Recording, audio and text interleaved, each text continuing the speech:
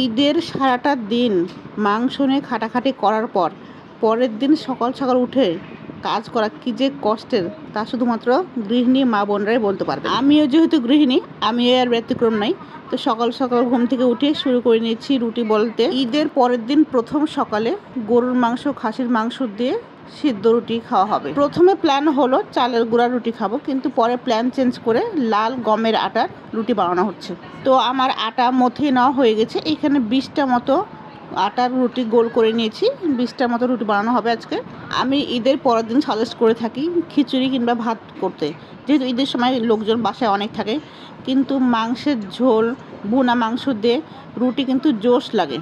ছোটোবেলায় দেখতাম মাংস ফ্রিজে না রেখে মাংস প্রতিদিন কষায় কষায় একদম কালা ভুনা বানিয়ে ফেলতো, আর এখন সেটা চোখেই মেলে না। কিন্তু আমাদের বাড়িতে সে ঐতিহ্যটা কিছুটা হলেও ধরে রাখছে।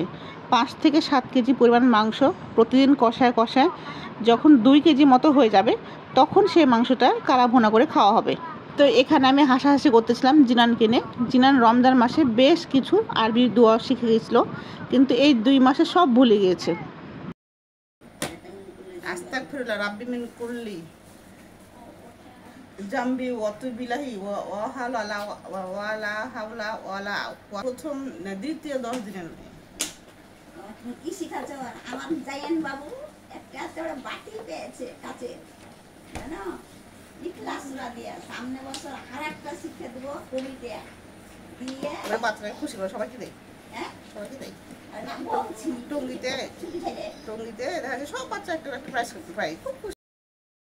এক এক করে আমার সবগুলো রুটি বেলে নেওয়া হয়ে গেছে। এবার রুটিগুলো ভেজে নেওয়ার পালা। আর আজকে রাজশাহীর আকাশে এত পরিমাণ রোদ বলার অপেক্ষা রাখে না। এখানে কিছু পরিমাণ রুটি ভেজে নেওয়া হয়ে গেছে।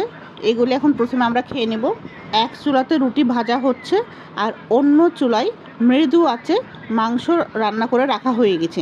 যতক্ষণ পর্যন্ত সবাই খেতে থাকবে ঠিক ততক্ষণ পর্যন্ত এটা হালকা গরম হতে থাকবে। আর এখানে কষিয়ে রাখা মাংস রাখা হয়েছে, আর ওখানে চটপটি করার জন্য ডাল ভিজে রাখা হয়েছে। ঈদের দিন থেকে ঈদের 4-5 দিন পর্যন্ত আমাদের বাড়িতে সকালে গরু, দুপুরে গরু, রাতে গরু, সন্ধ্যায় গরু চলতেই থাকে, গরু আর ছাগলের মাংস।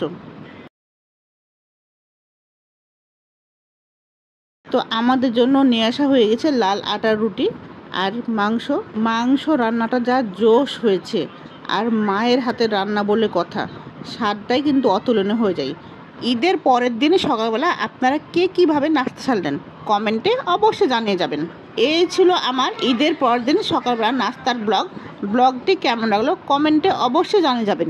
এতক্ষণ টুইন্স মম পেজের সঙ্গে থাকার জন্য অসংখ্য ধন্যবাদ। আসসালামু আলাইকুম সবাইকে।